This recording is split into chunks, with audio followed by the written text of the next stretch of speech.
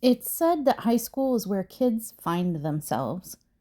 But on January 10th, 2013, a 17-year-old boy named Kendrick Johnson didn't find himself. He found something else: death.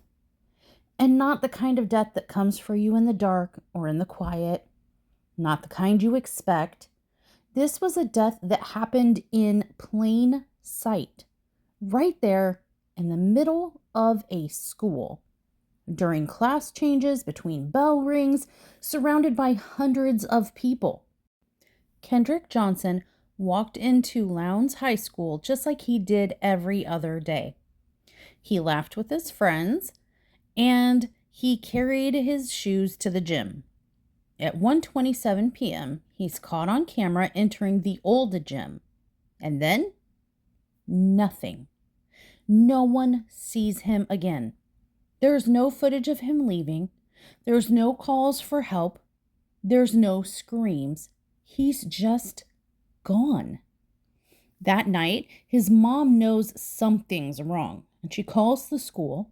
She calls the police. She files missing persons reports, but no search is launched. There's no panic, just silence. The next morning, it isn't long before students start complaining about a weird, terrible smell coming from the old gym. A group of students goes to investigate, and they notice that the wrestling mats stacked in the corner and rolled into tubes, standing vertically over there in the corner. Yeah, there are someone's feet sticking out of the top. And so they get an adult who pulls the wrestling mat down, unrolls it, and inside, Kendrick Johnson. He had been there the whole time, rolled into a mat.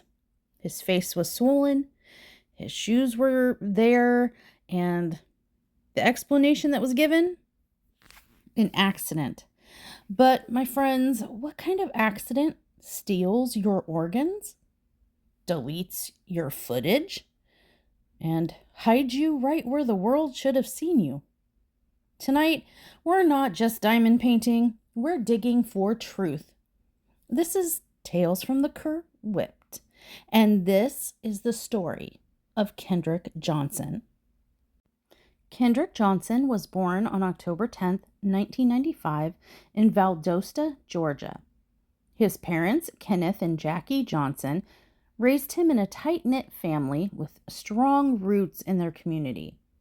Kendrick was one of 5 siblings and known by everyone as a bright, respectful, and determined young man. He was a student at Lowndes High School, a school with a complex history when it came to racial relations and inequality, something that would come under scrutiny later during the investigation. But Kendrick, he wasn't just another student. He stood out. Kendrick was a natural-born athlete. He played multiple sports, but his passion was track and field. He was fast, like really, really fast, and he had ambitions to earn an athletic scholarship after graduation. He'd talked about making it to college and traveling and about becoming something more than his zip code tried to define him as. He also played basketball and football at different points, but he wasn't the biggest player on the team, though he did make up for it with grit and drive. His coaches would all say that he gave 110% every single practice, every race. In fact, it was because he took his training so seriously that he often shared gym shoes with his friends, storing them in the old gym mats to avoid locker theft, which was reportedly common at Lowndes High. That detail is key because the school would later use it as the basis for their accidental death explanation. But make no mistake, Kendrick had plans. He had discipline, and he had hope. Friends and family described Kendrick as quiet but funny. He wasn't loud, he wasn't aggressive, he wasn't the kid getting into fights, but if you were having a bad day, He was the one who would notice. He was the one who'd check on you. His smile was contagious, and there were dozens of photos of him online, grinning, arms slung around a teammate, or leaning back with a look that says, "I'm gonna go somewhere someday." He liked music, he liked shoes, and he liked running, like he was racing toward his future. And then, just like that, it was all stolen from him. January 10th, 2013 was just another Thursday at Lowndes High School in Valdosta, Georgia. Kendrick Johnson, 17-year-old student, athlete, and son, arrives at school like any other day. And by all accounts, he was in good spirits, laughing, and he was carrying his Adidas and planning his afternoon. But sometime after 1:27 p.m., he vanished without a trace. He doesn't leave school, he does not get in a car, and he doesn't run away. He walks into the old gym and just vanishes. Now, reports say that Kendrick was seen by multiple students that day. He attended several classes in the morning, and he was described by his classmates as being in a normal mood, not at all agitated or upset. He carried a pair of black and white Adidas sneakers in his hands throughout the school hallways that day. He was known to store another pair of shoes in the gym, white Nikes, inside the rolled up wrestling mats in the old gym, which was reportedly shared with another student to avoid locker fees and theft. The day Kendrick went missing, he's captured on surveillance entering the old gym at 1:27 p.m. It's said that he was walking at a casual pace, not rushing or running or looking at all abnormal. It's just he just strolled right in. He appeared to be alone, and he was moving toward the area where the mats were stored, the wrestling mats that we mentioned, where he kind of hid the other pair of Nike gym shoes so he didn't have to pay for locker fees. And that is the last time that he was seen alive. There are some student accounts. A student witnessed Kendrick going into the gym. One student said that they saw him go into the gym but didn't notice anything unusual. He wasn't being followed. He wasn't in a hurry. There were no signs of distress whatsoever. And this is crucial because if Kendrick was in danger or trying to escape someone, he sure didn't show it. Multiple students later testified that they had gym classes, free periods, hallway duty in or near the gym around the time he disappeared. Some said they saw Kendrick earlier in the day, but no one claimed to witness him climbing into any wrestling mats or struggling with anything in the gym. Several also said that the mats weren't off limits, and it wasn't unheard of for students to climb on top of them or even goof around near them. No one reported seeing Kendrick go into the mat. No one heard or saw a struggle. No one heard any loud noises. And literally no one came forward with anything suspicious at all. His family called around when he didn't come home from school. They checked in with the school, and by evening, when he didn't come home, his mom filed a missing persons report. No emergency search was launched at that time. Now, like I mentioned, Kendrick's mom, her first call was call the school. "Where is my son?" Okay. And she was told that no teacher had reported Kendrick missing from any afternoon classes. No administrator had initiated a search for him or called the house. One gym teacher who was reportedly in or near the old gym gave no statement to the public, and any interviews he may have given have not been made fully available to the public or the press. Despite Kendrick's mother calling the school and reporting him missing that afternoon, there was no school-wide alert, no intercom announcements, and no search of the school grounds that night. School resumes the next day as if nothing had happened. That is until 10 a.m., when students start to get the odor of something smelling off, and they find a pair of white socks sticking straight up out of the top of a rolled up gym mat. Kendrick Johnson was there the whole time. So, like I said, this is the day after Kendrick went missing, January 11th, 2013, in Lowndes High School, Valdosta, Georgia. It's around 10 a.m. It's a Friday, and students are moving between classes. Some headed to the newer gym for PE, others loitering by the older gym, the one that used to be full of activity but had since become more of a storage space. The kind of place people forget exists until they smell something wrong. Multiple students and a teacher reported a strange odor coming from the rolled up wrestling mats in the corner of the old gym.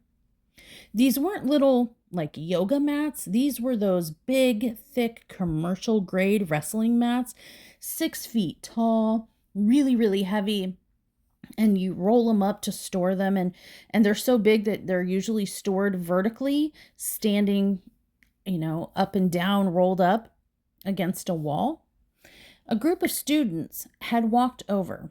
They were probably expecting a dead rodent or maybe somebody's lunch that they hid there and it spoiled as a prank. But instead, one student noticed something sticking out of the top of one of the wrestling mats.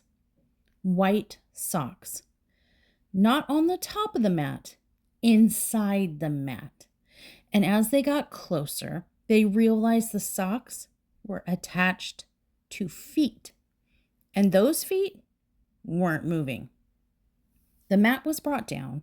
Teachers were called in, and there, wedged head first inside the rolled up gym mat, arms pinned to his sides, was Kendrick Johnson, motionless, lifeless, already in a state of advanced decomposition. Blood had pooled at the bottom of the mat. Some of it had soaked through. He had been dead for over 20 hours. Let that sink in for a second. This wasn't a closet. This wasn't a field or a basement. This was a high school gym, a public space. Hundreds of students had been in and out of that building the day before. Staff had walked through. And yet, Kendrick Johnson was left there. Forgotten? Ignored? Maybe hidden? Those questions kick everything off. Side note, for those of us trying to math the math, if he was found around 10 a.m. and it's determined he had been dead for 20 hours, and he was last seen at 1:27 p.m. on the day before on the camera, that means he was, whatever happened to him happened right around the last time he was seen on footage. There's maybe a 30-minute window there from about 1:30 to 2 o'clock where something could have happened and him still have been, dead for 20 hours or so. So whatever happened at 1:27 p.m., that's about when it happened. In case anyone was trying to sit there and do the math, I did it for you. So you're welcome. Back to the story. Now here's the official story. Brace yourselves, because this is kind of where everything starts getting wonky. We're going to go with wonky here. So within a few short days of Kendrick's body being discovered, authorities announced his death as a tragic accident. Yeah, you heard me. I said tragic accident. According to the Lowndes County Sheriff Office, Kendrick had gone into the gym alone, had climbed onto a stack of upright wrestling mats, and tried to reach down into the center of one after a shoe that he had stashed at the bottom. They claimed that he leaned in head first and reached down into a 6-foot tall rolled up mat to reach a shoe at the bottom of that 6 feet, got stuck, couldn't pull himself out, and slowly suffocated. Okay, that's kind of important because they say he slowly suffocated. But at 10 a.m. the next day, he had been dead for 20 hours. How do you... Anyway, continuing on, sorry. It was ruled positional asphyxia.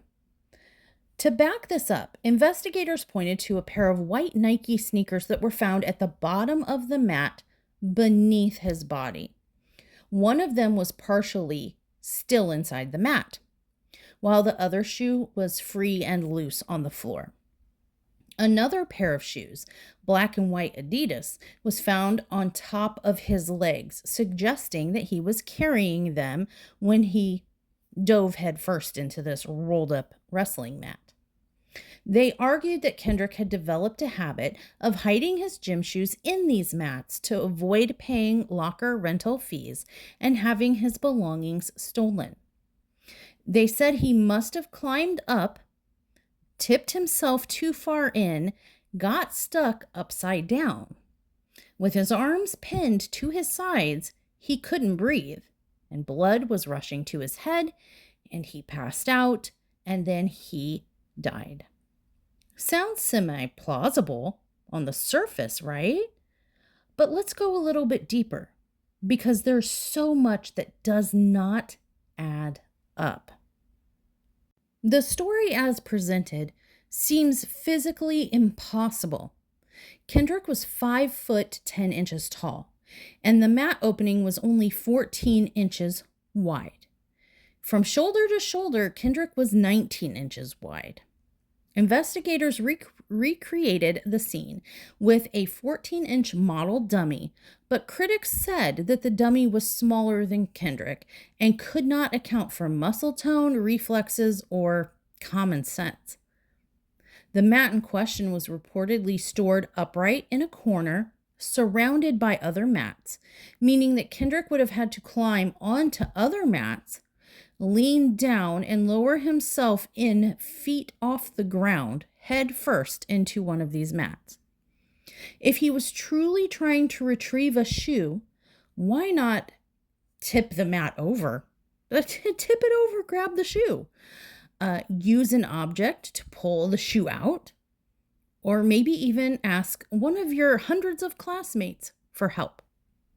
This wasn't a 5-year-old crawling into a laundry hamper. This was a 17-year-old athlete, and those shoes they said he was trying to get, they were under his feet when he was found, not in his hands, not below his head, under his feet. It defies logic.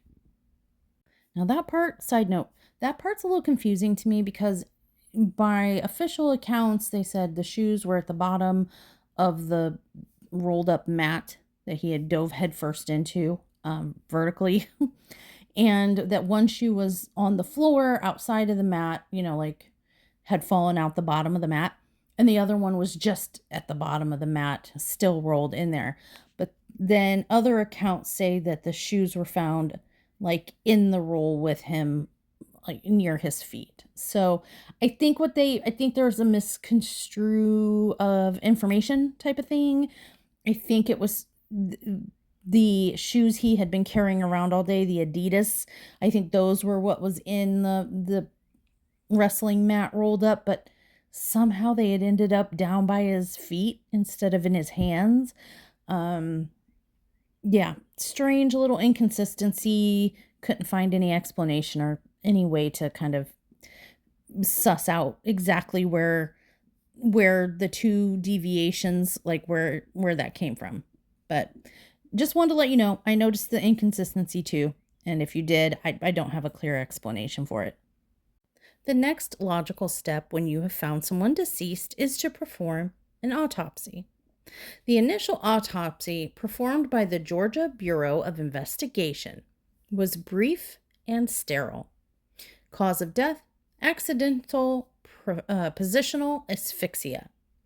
No significant injuries found, No signs of struggle detected, no external bruising beyond facial swelling from the blood rushing down to his head. Case closed. The end. Now, the facial swelling was written off as normal postmortem pooling of blood in someone who died in an upside down position. But then photos began to circulate. Photos from the morgue taken by Kendrick's family. Those photos are not normal. Not normal. Take my word for it. Not normal. His face was grotesquely swollen. Lips were split. Jaw was bruised. And the skin was so discolored it looked like it was rotten. Some people even questioned whether it was Kendrick in that casket at all. It didn't look like him. Like there was no resemblance. Add to that there was blood on the wall of the gym, and that blood was about 40 feet away from the mat, which was never tested against Kendrick's DNA. Investigators just dismissed this blood as unrelated. Just another kid's nosebleed, they said. Oh, and there was a cut above Kendrick's right eye that was not in the autopsy findings. Remember, no significant injuries, no sign of a struggle, no external bruising beyond facial swelling. But there was a cut above Kendrick's right eye, and it was in the pictures his family took. That was explained away as a scrape from the mat on the way down. Never mind that it looked like blunt force trauma. So what we're saying here, friends, is that the official autopsy results do not at all match with the pictures that the Kendrick family took in the morgue around the time of the autopsy being conducted. The report did not reflect the same as their pictures. But that didn't make a difference to anybody. The report is official, case closed, the end. So what the official story ignores are things like fingerprints. No fingerprints on the mat were, to indicate that Kendrick was gripping, like reaching in, touching the mat. His fingerprints weren't anywhere on the mat at all. And you would think if you're climbing up to it and into it and you're touching it, fingerprint palooza. No, not a single one. There were no defensive wounds at all, or no signs of a struggle, of him trying to, I slipped in, I reached too far, I'm in too deep, struggle. No, not a sign. No screams or calls for help reported by the many students that were in and around the gym all afternoon. Nearly a full day had passed before his body was discovered by anyone. And the final insult? The handling of his body. This is where, okay, this gets particularly brutal. Here's your warning. So, when the funeral home received Kendrick's remains after autopsy, his organs were gone. His body cavity had been stuffed with newspaper, crumpled newspaper. The explanation? All over the place. All kinds of excuses. The funeral home blamed the medical examiner. Hey, the body came to us from the medical examiner like this. We didn't do that, not us. But the medical examiner said, hey, organs were destroyed during autopsy, or maybe they were misplaced, but I don't know where the organs went. Sorry. No official chain of custody records exist for the organs or were ever provided to the family. So really, they're pointing fingers, we didn't do it, they did. Well, I didn't do it, but I can't tell you who did, and I can't tell you what happened. I don't know. But somebody explained to me crumpled newspaper. I don't believe that is an acceptable, mainstream, common, expectable way to prepare a body for transport to a funeral home or post-autopsy or preparing for a funeral. I don't believe that newspaper crumpled up and stuffed in a body is anywhere an acceptable preparation method. So why? Why was everything removed and why was it replaced with crumpled newspaper? Anyone? So let's kind of do a recap here, a little summary. We're told that Kendrick willingly climbed into that wrestling mat, that he got stuck retrieving a shoe, he died upside down in silence, he wasn't discovered for nearly 24 hours, had his organs removed with no clear reason, and was stuffed with literal newspaper before burial. And we're supposed to just accept that and move along. Despite hundreds of students and dozens of staff being present the day Kendrick died, no one saw a struggle, no one heard a scream, no one reported seeing him climbing into any mats, and no one came forward with a clear account of foul play. So either everyone just truly missed this occurring, or someone isn't telling the truth. So again, here we are. The autopsy photos were horrific, and Kendrick was unrecognizable, swollen, discolored, and the autopsy ruling accidental positional asphyxia, and basically saying, that he got stuck upside down in that mat, he couldn't breathe properly, suffocated, and his family didn't buy it. They weren't having it. No. This does not make sense. Kendrick's body was released to his family shortly after the first autopsy. But when they prepared the body for burial, they noticed something horrifying. The funeral home said that when they opened Kendrick's chest cavity to perform the restoration, they discovered that all of his internal organs were missing, every single one. Not removed or stored for pathology, just gone. From skull to pelvis, body empty. Brain, gone. Heart, missing. Liver, lungs, kidneys, gone. Even his tongue had been cut out. And in their place, crumpled up newspaper. His parents were never told that this would happen. There was no consent for this to happen. There's no documentation of who did this, and no explanation makes any sense. The funeral home claimed that they were not responsible for missing organs. They said that the organs had been, quote, destroyed due to natural decomposition, end quote, during the GBI's initial autopsy and had been, quote, discarded before Kendrick was embalmed, end quote. But here's the thing. Most organs don't liquefy beyond use in a single day. And pathologists often return the organs, or at least preserve samples of the organs. And if disposal does occur, it's documented. There were no disposal records, no permission, and to this day, no one has taken accountability for the condition of this young man's body. When the Johnsons demanded a second autopsy, they hired Dr. William R. Anderson, a certified private pathologist, to examine Kendrick's remains. What he found contradicted the state's conclusions. Dr. Anderson reported, quote, unexplained, non-accidental blunt force trauma to the right side of the neck, end quote, specifically noting evidence of hemorrhaging at the right sternum muscles, suggesting trauma inflicted before death.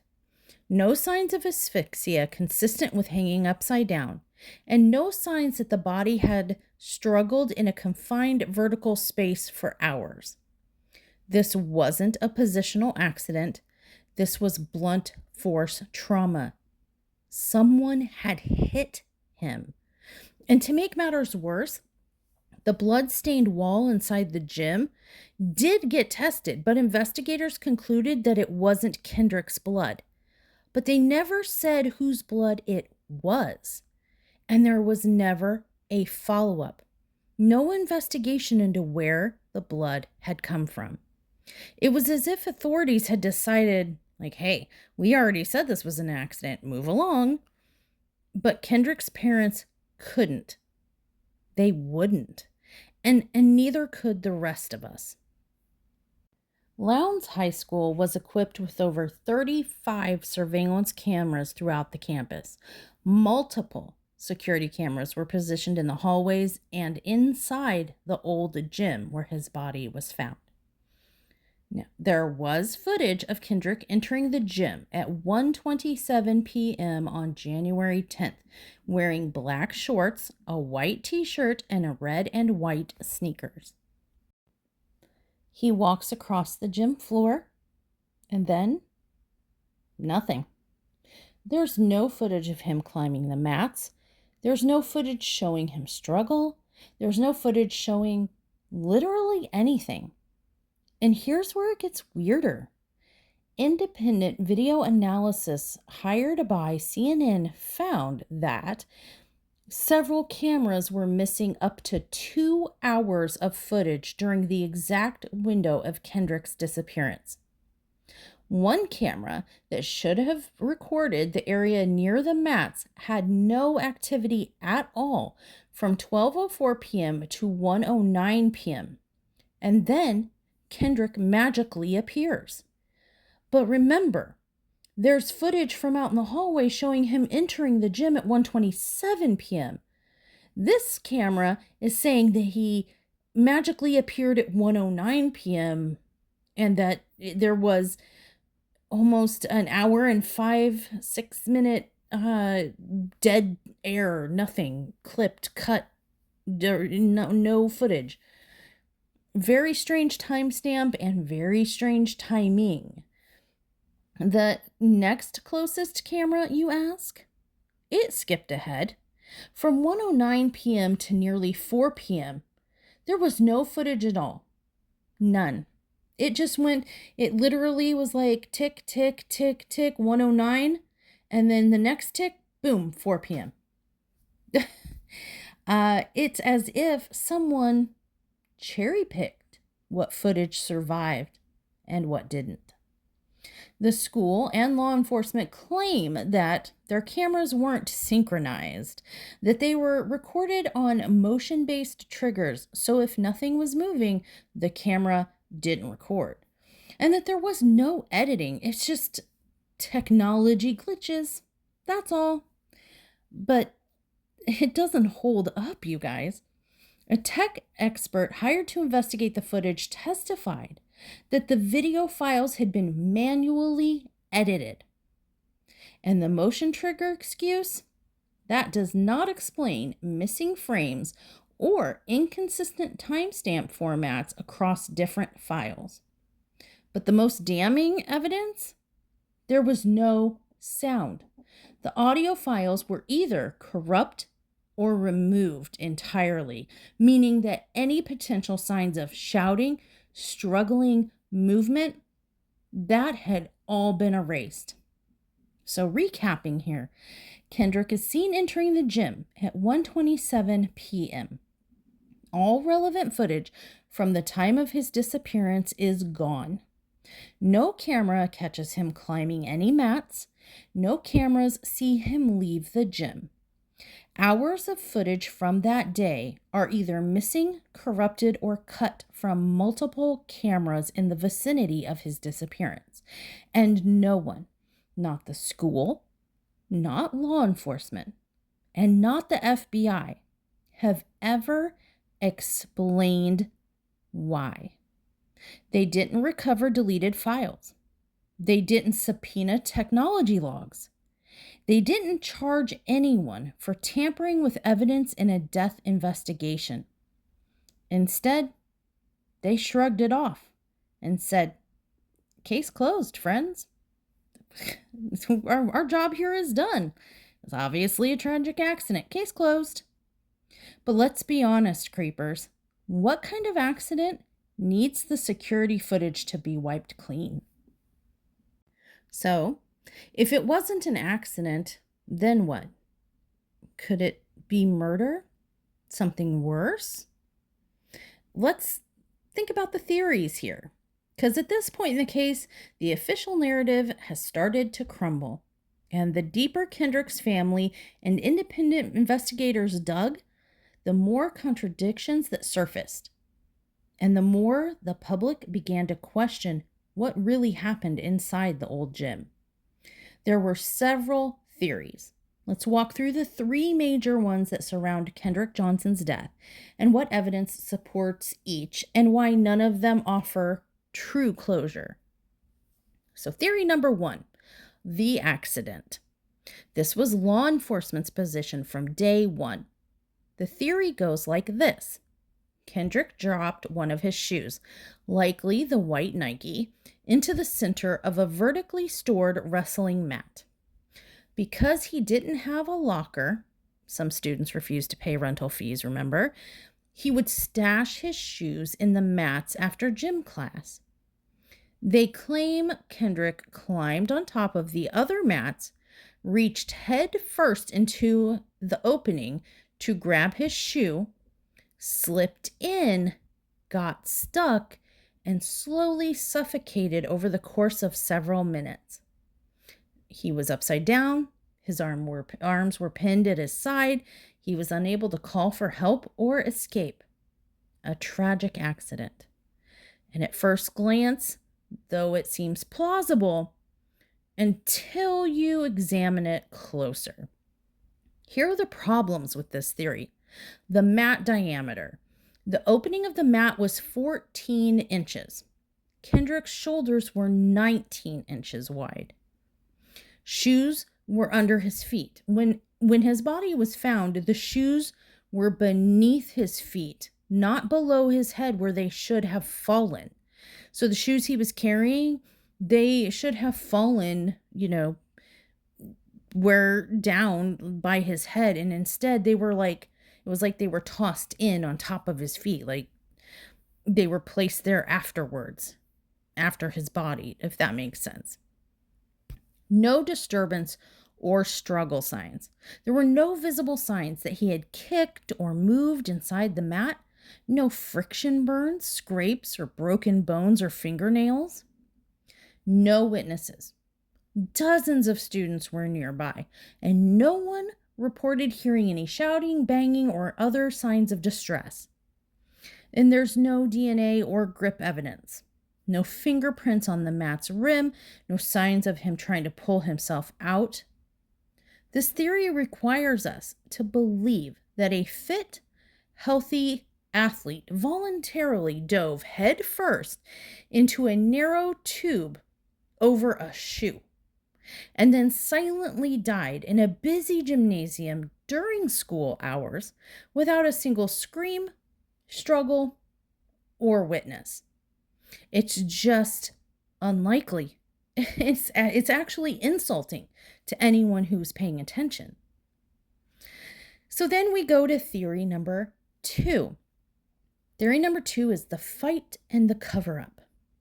This is a theory that Kendrick's family and supporters believe.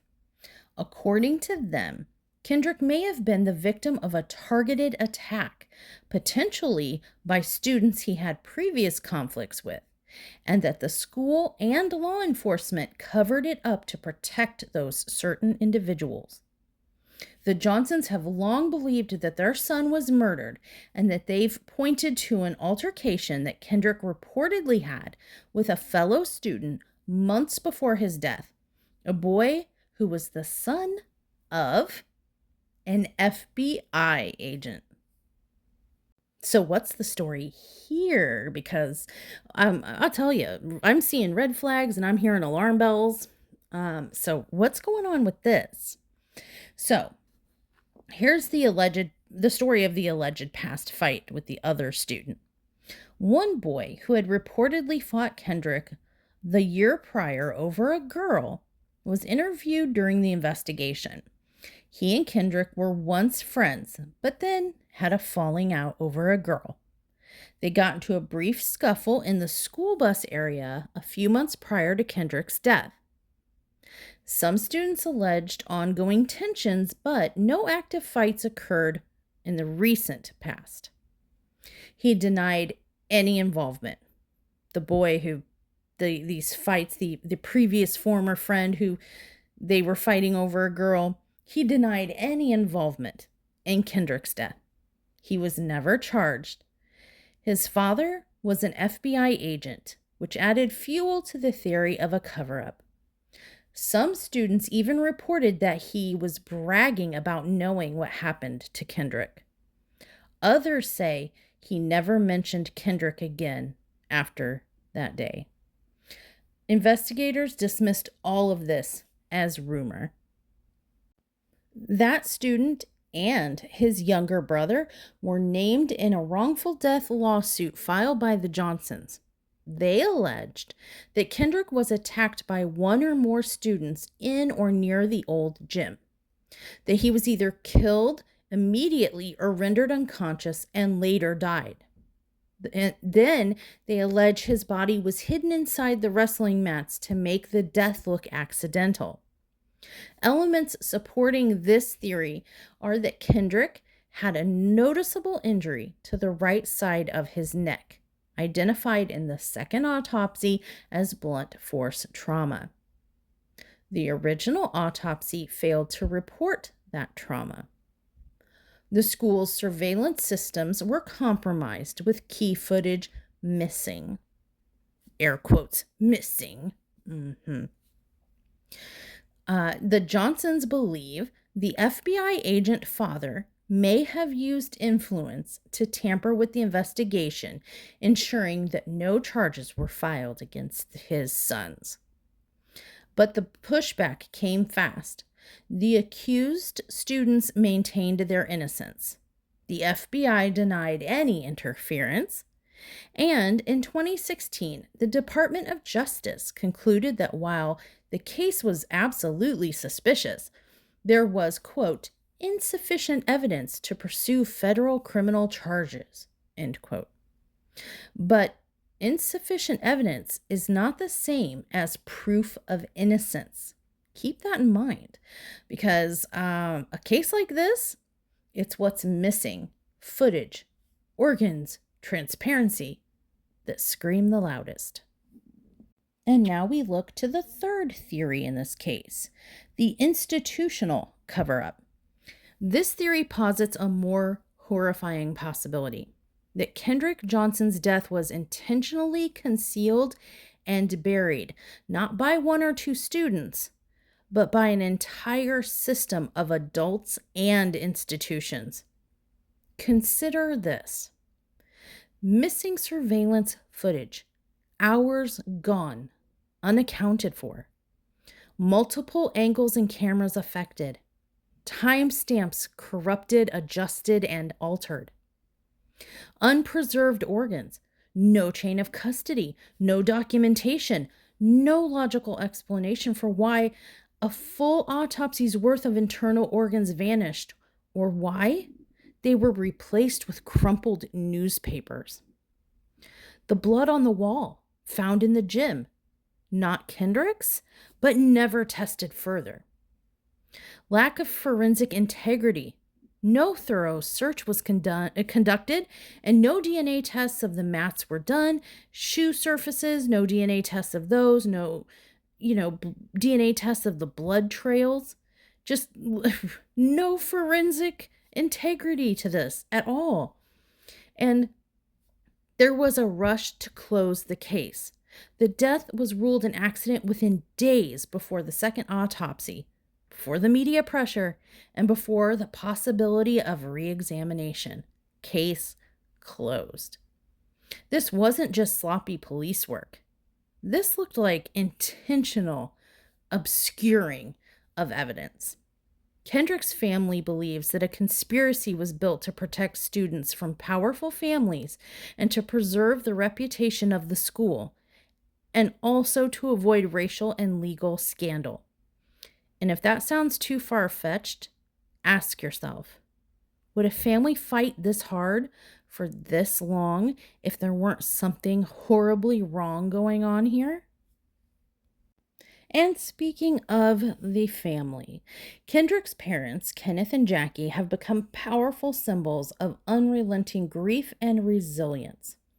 Since his death, they've never stopped fighting, not for a moment. They've held press conferences, marches, filed lawsuits, and challenged law enforcement every step of the way. Jackie has spoken in interviews with CNN, MSNBC, and many more news outlets, always returning to the same point. Quote, "My son did not get stuck in a mat. Somebody murdered my child." End quote. They mortgaged their home to fund private investigations, paid out of pocket for 2 additional autopsies. They've stood in front of judges, media, politicians, all to say one thing: Kendrick mattered, and he still does. Jackie and Kenneth refused to let this case die with Kendrick. They did protests, they held rallies, they even laid on courthouse steps in body bags to get attention.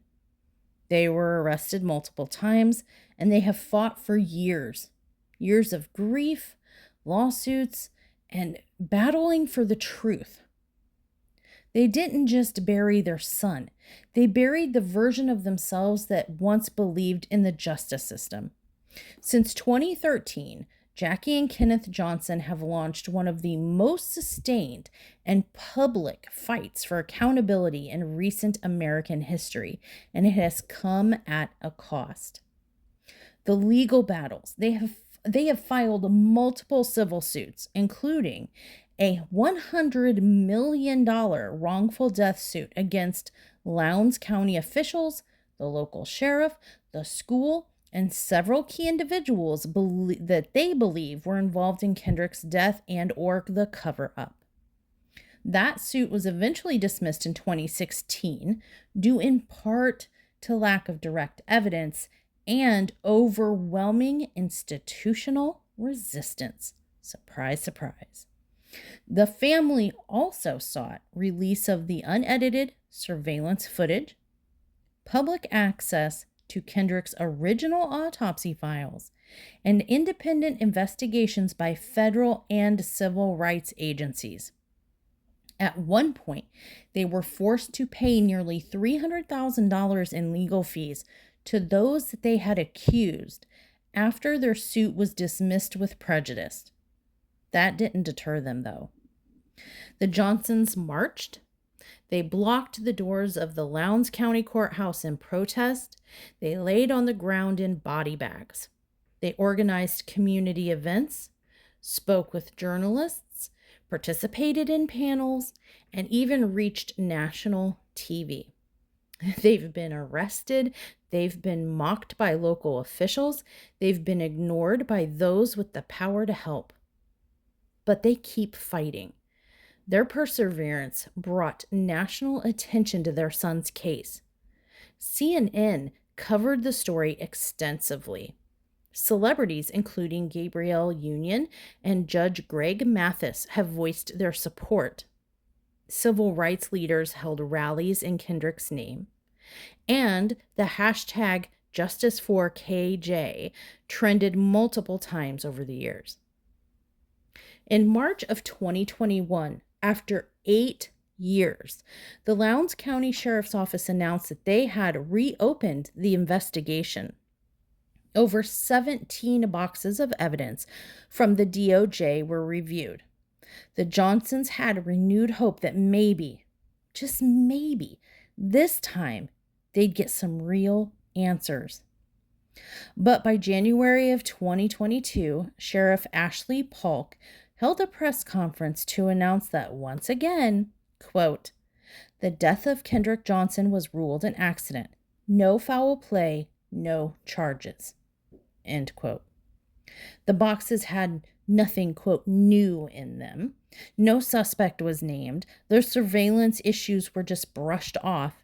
And again, the case was simply closed just as quickly as it was reopened. But Kendrick didn't pass away quietly. After his death, Hashtag Justice for KJ became a national movement. He left a legacy, his story covered by CNN, USA Today, the Atlanta Journal-Constitution, the Rolling Stone, and countless YouTubers, podcasters, and true crime channels have focused on this case. His case was even discussed in relation to racial justice following the George Floyd protests. People saw Kendrick's death as an example of how young Black lives are too often discarded, dismissed with quick explanations and sealed files. So, where we stand today, Kendrick's cause of death remains officially listed as an accident. No one has been charged as being involved in his death. No further investigation is active at this time, and the Johnsons are still fighting their fight. But those who have followed this case, those who have seen the photos, watched the footage gaps, read the autopsy contradictions, we know there's something wrong here. And sometimes the scariest tales are the ones that wear the mask of normalcy. There's something deeply chilling about this case. Not just his death itself, but the feeling of something being hidden, covered up, buried, brushed off. Kendrick's body was inside a school gym, surrounded by hundreds of people, and yet he was left unseen for almost 24 hours. And then his organs were removed and replaced with newspaper. And then his death was declared an accident. And all the while, footage is vanishing and truth is dissolving into silence. This isn't a ghost story. This is real. And what makes it so damn terrifying is how easily this was all just swept under the rug, all the inconsistencies. Scary as poop emoji. So if Kendrick's story haunts you too, talk about it. Share it. Say his name. Because sometimes the scariest tales from our Cr'wip't are the ones that we're told to forget.